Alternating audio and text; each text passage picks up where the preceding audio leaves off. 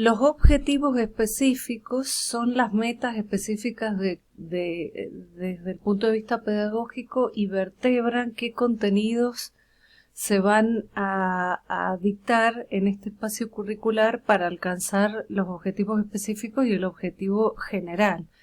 Los contenidos en este espacio curricular están organizados en la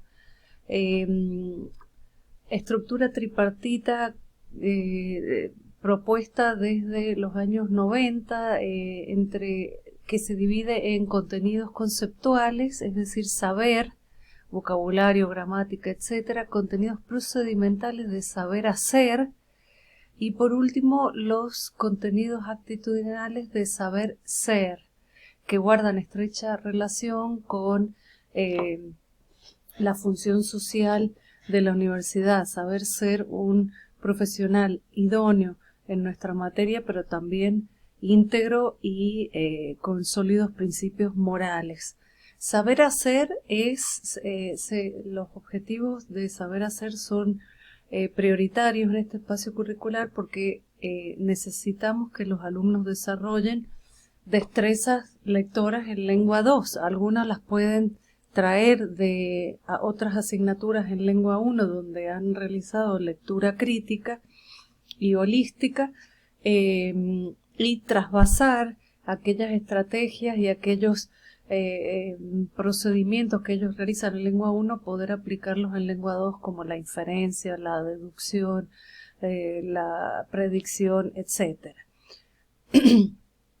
Es importante destacar que los contenidos están organizados siempre de una manera pedagógica lógica, es decir, de lo más cercano a lo más lejano, de lo conocido a lo nuevo, siguiendo siempre también el enfoque constructivista de la educación que aboga por el andamiaje cognitivo previo o schemata, es decir, todo aquel bagaje de conocimientos que tienen nuestros estudiantes y que sirven para ir incorporando los nuevos conocimientos.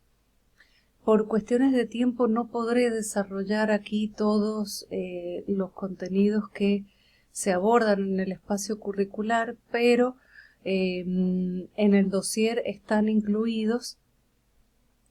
Y sí me quiero centrar en lo que es la lectura interactiva con la modalidad semipresencial que hace uso de blended learning o aprendizaje mixto, tanto presencial como virtual, y la modalidad de Flip Classroom o la clase invertida, que ha resultado de suma utilidad en el contexto de la pandemia vivida en 2020. En cuanto a las prioridades pedagógicas,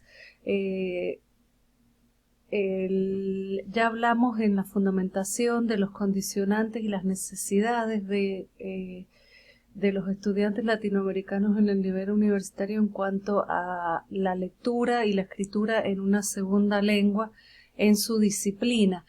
También hemos corroborado estas prioridades mediante un estudio de necesidades o análisis de necesidades que es fundamental para implementar programas de IFA e IFE.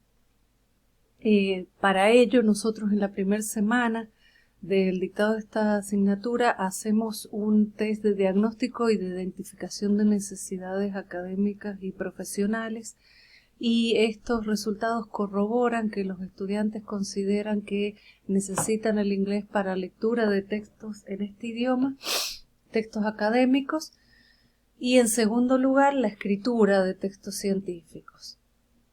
Es decir, que las macrohabilidades también prioritarias de este espacio curricular, concretamente la lectocomprensión, es reconocida por los propios sujetos de aprendizaje como fundamentales. Quisiera referirme a cómo se implementa esta asignatura en lo que es el desarrollo de un cuatrimestre en el cual tenemos 15 semanas de clase, lo cual representa 75 horas reloj, en las cuales no todo es presentación de temas ni desarrollo de contenidos. También hay que incluir las evaluaciones diagnósticas, formativas y sumativas de un espacio curricular en el cual se ofrece la promocionalidad.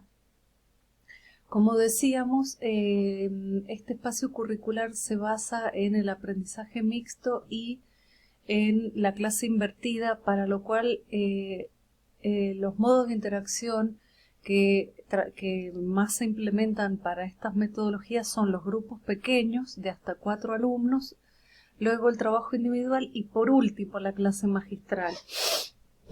Es decir, que la construcción social del conocimiento, siguiendo a Vygotsky, la realizan los estudiantes con sus pares para aprovechar lo que es la zona de desarrollo próximo. Hay algunos alumnos que tienen mayores conocimientos del idioma inglés, entonces, o mayores conocimientos disciplinares, entonces esto favorece mucho a estudiantes que no tienen el mismo nivel de competencia.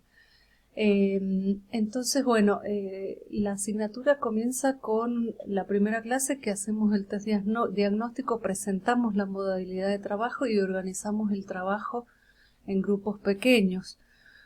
Luego hacemos una guía conjunta en la cual implementamos la planilla de lectocomprensión diseñada ad hoc bajo los criterios epistemológicos descritos en el apartado anterior. Esta planilla les permite a los estudiantes aprender un método de análisis que no solo es lingüístico del inglés en el plano intratextual, sino que tiene en cuenta cuestiones paradigmáticas y sociológicas de la generación y modificación con el correr del tiempo de los diversos géneros que utilizan las comunidades discursivas específicas de cada disciplina, en este caso de la historia.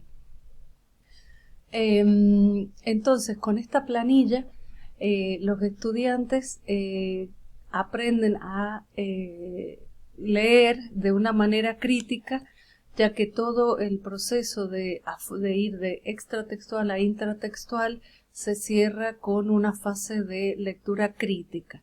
El trabajo en grupo se realiza de la siguiente manera. Los estudiantes hacen una labor de búsqueda de un género específico de la historia que les resulte de interés, escrito por supuesto en idioma inglés.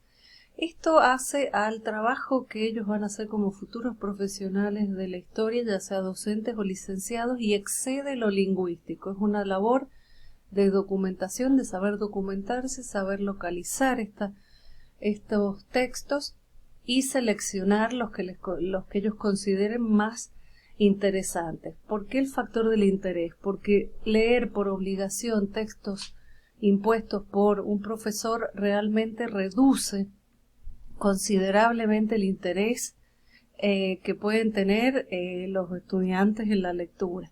Entonces, basándonos en este principio, los estudiantes buscan estos textos en grupo, deben implementar estrategias de consenso, de respeto, de validación de la opinión de los demás y proponen a la docente mediante un mail el género discursivo que van a trabajar.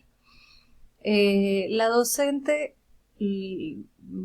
evalúa el material, si no lo considera pertinente o lo considera demasiado largo, sugiere utilizar una parte de ese texto e identifica cuestiones prototípicas en cuanto a gramática, o sea, ya contenidos conceptuales que se repiten en cuanto a la gramática, y le sugiere a los alumnos buscar videos en español para la implementación de lo que es Flip Classroom o clase invertida, que expliquen esos contenidos gramaticales, por ejemplo, el presente simple con referencia al pasado.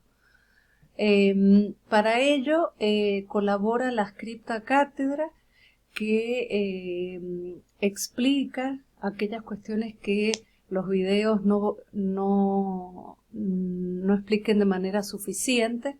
Y por último, se les pide a los alumnos que aprendan a identificar terminología específica de la disciplina histórica para ir cargándolo en un glosario colaborativo online que los estudiantes van cargando por grupo en un documento de Google Drive, es decir, que esto hace al nivel de análisis semántico.